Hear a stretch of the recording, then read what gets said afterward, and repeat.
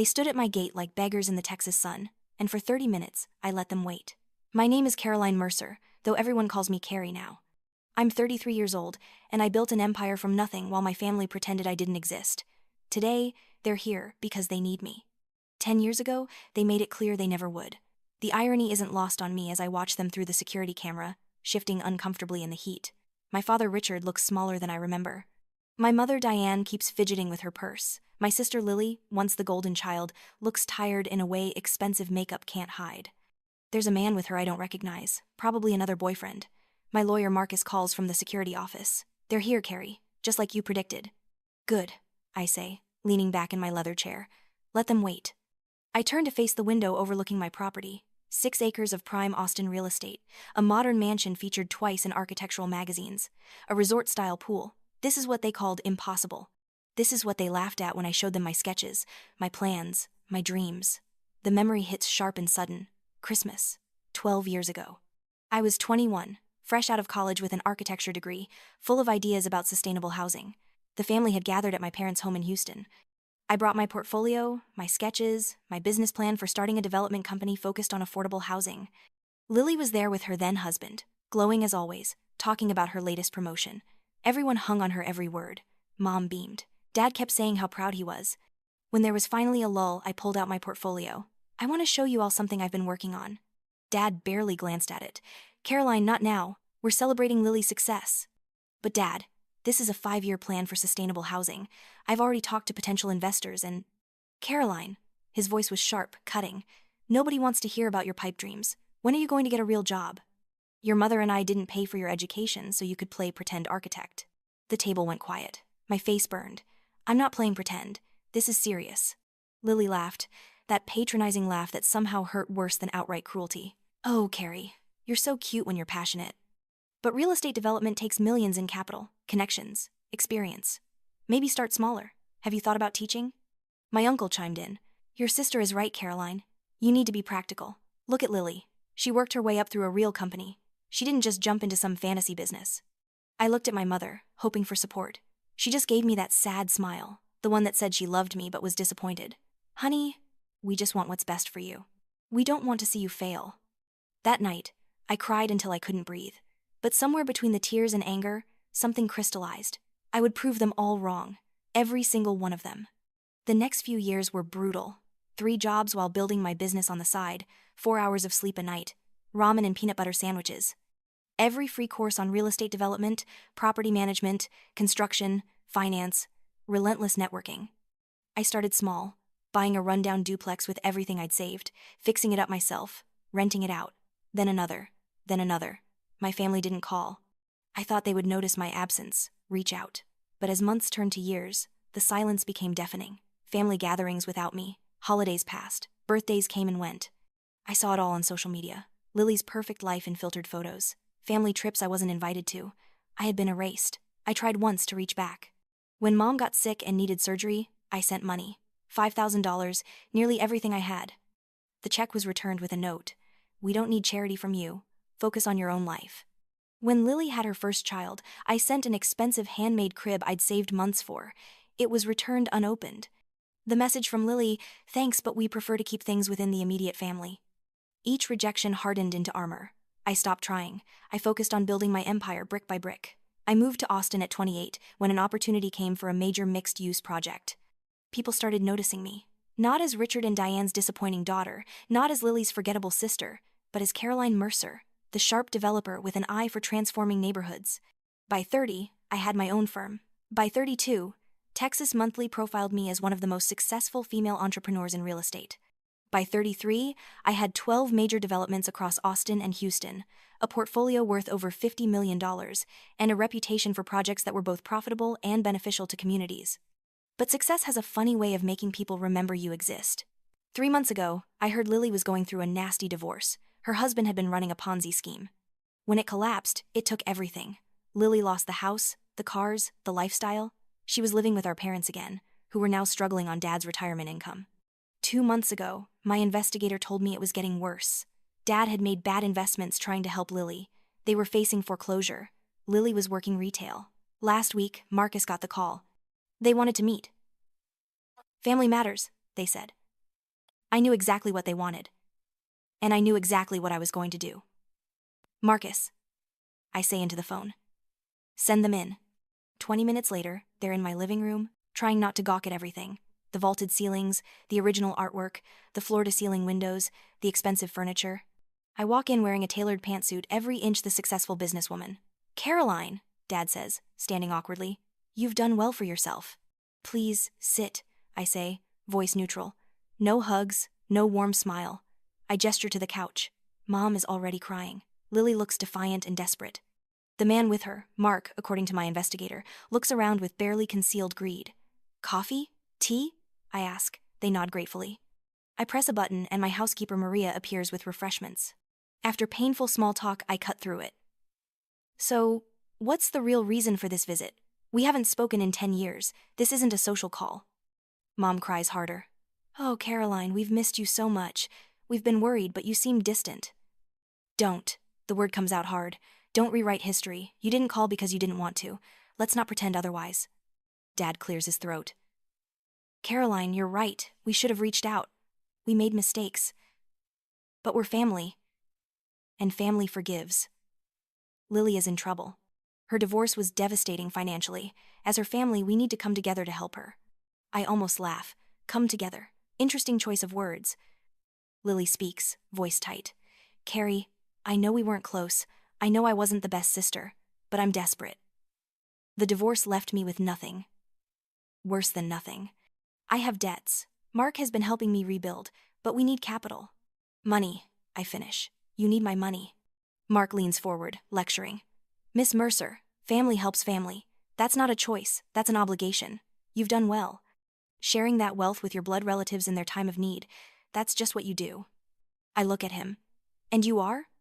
Mark Hensley, Lily's partner. I'm a business consultant, helping her develop a recovery plan. With the right investment, we could turn things around, and you'd see returns. Get out. Silence. Excuse me? Mark says, face reddening. I said get out. This is a family discussion. And you're not family. I look at Lily. Is he the reason you're really here? Did he talk you into this? Lily's face tells me everything. She looks away. You can leave now, Mark, or security can escort you out. Your choice. He sputters, looks at Lily for support, but she's staring at her hands. Finally, he stands. This is ridiculous. Lily, are you going to let her? Please go, Mark, Lily says quietly. After he leaves, I'm ready. I pick up a remote and turn on the large TV. Images appear. Magazine covers. Austin's rising star. Caroline Mercer revolutionizes sustainable development. Business profiles. Photos of my projects. Awards. This is what I built from nothing. From those pipe dreams you mocked. Every single project, I funded myself. Every risk, I took alone. I changed the slide. Photos from their social media. Family Christmases without me. Thanksgiving dinners where my seat doesn't exist. Birthday parties. A decade of events I wasn't invited to. This is the family that was too busy for me. Too successful to bother with the disappointment. I wasn't distant, Dad. I was erased. Mom sobs. We thought tough love would make you more practical. You thought I would fail. You didn't want to be embarrassed by me. The next slide makes Mom gasp. The return check with the note. The returned gift with Lily's message. I tried. Even after you cut me out, I tried to be there. And you threw it back in my face. We were proud, Dad says, shame in his voice. Too proud to accept help from someone we had dismissed. It was wrong, Caroline. Yes, it was. The final slide appears. Community centers, children's hospitals, scholarship programs, affordable housing projects, all with my name. This is where my obligation lies. These are the people I've chosen to help. Single mothers who need safe housing, kids who need programs, young adults who want to learn trades. People who were counted out, dismissed, told their dreams were too big. I see myself in every one of them. I turn off the TV. You taught me that family is about more than blood. It's about showing up, believing in someone when they're struggling. Being there not just for celebrations, but for hard days. You failed every single test. Lily is crying. I'm sorry, Carrie. I was jealous of you, even when I was succeeding. You had conviction. You knew who you were. I was just playing a role. When it fell apart, I realized I didn't know who I was without it. It's honest, and for a moment something softens. But then I remember the years, the pain, the nights wondering why I wasn't good enough. I appreciate the apology, but it doesn't erase 10 years. It doesn't undo the damage. What can we do? Mom asks, voice breaking. Nothing. There's nothing you can do. You made your choices and now you live with them, just like I had to. Dad stands, face red with anger. So, you're just going to let your family suffer when you could help?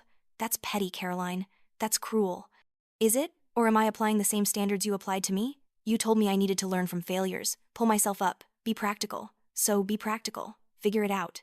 You've changed, Dad says with disgust. Money made you cold. No, you made me cold. Money just gave me freedom to stop pretending I needed your approval. I walk to the door, opening it. Time for you to leave. They stand slowly. Mom tries once more. Caroline, please. Lily could lose everything. She already lost everything, and she survived. She's still standing, working, trying. Maybe this is her chance to find out who she really is without wealth and status. Maybe it's her chance to build something real. Lily stops in front of me. I don't know if I can do what you did. I'm not as strong. Then you'll learn to be, or you won't. Either way, it's not my problem. As they walk out, I can't resist. Oh, Lily? Mark Hensley? The business consultant helping you rebuild? He's bankrupt. Has been for 2 years, living off credit cards and scams. He saw you as his ticket out. My investigator found 5 other women he's done this to. You might want to check your bank accounts if you gave him access. Her face goes white. She stumbles. Mom catches her arm. How did you? I make it my business to know who's trying to use my family, even if that family cut me out. Consider it my parting gift. The information, not the money. Never the money. They leave without another word. I watch through cameras as they drive away. I stand there expecting to feel triumphant. Instead, I just feel tired. Marcus comes in. You okay? I don't know. I thought it would feel better. I thought I'd feel powerful. But I just feel empty. That's because you're not like them. You're not cruel. You're just protecting yourself. There's a difference. Over the next months, I hear things. They lost the house. My parents moved into a small apartment in East Austin, one of my affordable housing units, ironically. Lily pressed charges against Mark, who was arrested for fraud. She got a retail job. Dad picked up handyman work. Mom started cleaning houses. I could have stopped it with a phone call. I didn't. But I also didn't gloat or publicize their fall. I simply continued building. 6 months later, I'm at the opening of my newest project, the Dream Center. A community center offering free programs, job training, business incubators, mental health services, 5 years of planning and work. The main lobby has art I commissioned. A blown-up version of that first sketch from when I was 21, the one I showed at Christmas. The housing design I drew, the sustainable community I envisioned. Under glass with a plaque, dreams are not frivolous, they are foundations. I'm giving a speech, surrounded by community members, my team, officials, journalists. I talk about believing in people, giving second chances, creating spaces where everyone feels valued. As I'm speaking, I glance out the window and freeze. In the park across the street, there's a night market. Working a food stall, I see them, my parents. Mom is at a register. Dad is cleaning tables. They look older, tired, worn down by hard work. They're in this neighborhood because they live here now, in one of my affordable housing units. After my speech, I walk to the park. I get closer to the taco stand where they're working. Employees, not owners. Mom looks up as I approach. Our eyes meet. She recognizes me. Shock, shame, longing in her face. She opens her mouth but no words come. Dad turns, sees me too. We stand there, 3 feet apart but a universe away. I could say something. Instead, I turn and walk away. I hear Mom call my name softly, brokenly. Caroline. But I keep walking. It's not cruelty. It's self-preservation. They made their choice. I made mine. That night, I can't sleep. I keep thinking about them, about the look on my mother's face. I wonder if this is what victory is supposed to feel like. Why does it taste so bitter? A year passes. The Dream Center thrives. We're expanding. My company continues growing.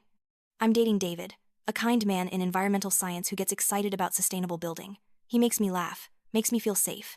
I haven't seen my family since that day. I heard Lily is going back to school for social work. My parents are working but making ends meet, volunteering at their church. Then I get a letter in my mother's handwriting. I stare at it before opening. Dear Caroline, I don't expect you to forgive us. I don't expect you to help. I don't even expect you to read this. But I need to say it. You were right about everything. We were wrong, cruel, blind. We valued the wrong things and hurt the person who deserved our love most. I know it's too late, but I want you to know that every day, I think about you. Every day, I regret how we treated you. Every day, I'm proud of what you've accomplished, even though I have no right to that pride. You owe us nothing. But if someday you can let us know you're okay, that you're happy, that would be enough. I love you. I always have, even when I showed it so poorly. Mom. I read it 3 times, then I put it in my desk drawer and don't respond. 2 months later, I'm at a job fair at the Dream Center. I see Lily. She's volunteering at an information table. She looks different. Simpler hair, practical clothes, more real, more grounded.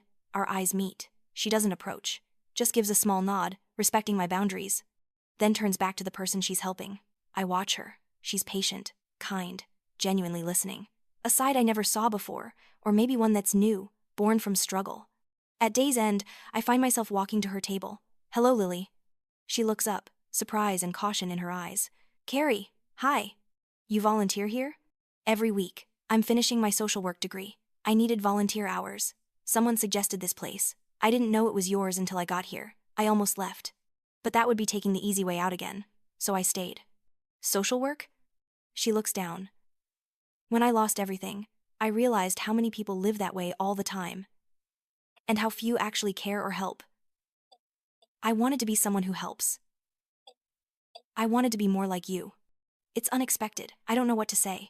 I don't expect anything, Lily continues quickly. I'm not here for forgiveness or reconciliation. I just want you to know you were right about me needing to find out who I really am. This is who I am, or who I'm trying to be. I nod slowly. How are Mom and Dad? They're okay, working hard. They volunteer at the church soup kitchen every Sunday. Dad started a free handyman service for elderly residents. Mom tutors kids. She smiles sadly. They're trying to be better people. We all are. That's good, I say, and mean it. Long pause. Then Lily asks, Are you happy, Carrie? The question catches me off guard. Am I happy? I think about my business, my home, my security, David, my team, the communities I've helped build. Not needing anyone's approval. Yes, I am. Good, Lily says, tears in her eyes. That's all I wanted. For you to be happy. You deserve that all along. I turn to leave, then stop. Lily, keep volunteering. You're good at it. It's not forgiveness, not reconciliation, but it's something, a tiny crack in the wall I built. 3 years later, I'm 36. My company is one of the most successful in Texas. I've expanded into affordable housing advocacy, working with legislators. I've spoken at conferences, consulted on major projects. David and I married in a small ceremony, just close friends and chosen family. We're talking about starting our own family. I still haven't reconciled with my parents or Lily. We're not estranged, but not close. A strange middle ground where we acknowledge each other but maintain distance. Mom sends Christmas cards. I don't send them back, but I don't throw them away. I keep them in my desk drawer. Lily continues volunteering. We see each other occasionally, exchange polite words. She graduated and now works for a nonprofit helping women leaving abusive relationships. She understands what it's like to lose everything and rebuild. Dad started a blog about going from white-collar comfort to blue-collar struggle. Honest and raw, surprisingly popular. He writes about privilege, humility, learning to value people over status. He never mentions me by name, but I see myself in every post about the daughter he lost to his own pride. Do I regret not helping them? Sometimes. Late at night, I wonder if I'm as bad as they were, if I've let hurt turn me bitter. But then I remember I'm not refusing out of cruelty. I'm refusing to rescue them because rescue doesn't teach. They had to fall to understand what it's like to be dismissed, counted out, to fight for every victory. They had to lose everything to understand what they took from me. And they're better people now. Humbler, kinder, more empathetic. They've learned lessons my money couldn't teach. If I'd bailed them out, they'd still be the same people. I built my empire not just for myself, but to prove something. To show the dreams they dismissed were valid. To demonstrate the path they mocked was possible. To become living proof their judgment was wrong. But somewhere along the way, I learned I don't need their validation. I don't need them to admit they were wrong, though they have. I don't need them to be proud, though I suspect they are. I don't need anything from them. That's what true freedom feels like. Today, I'm standing at my newest project, the biggest yet. A massive sustainable housing development for 500 families, with community spaces, job training centers, green spaces. The realization of that dream I sketched at 21, the one they laughed at. My assistant approaches. Carrie, there's someone here to see you. She says she's your mother. I look up. There she is by the construction fence in work clothes, probably on break from cleaning jobs. She looks nervous, wringing her hands.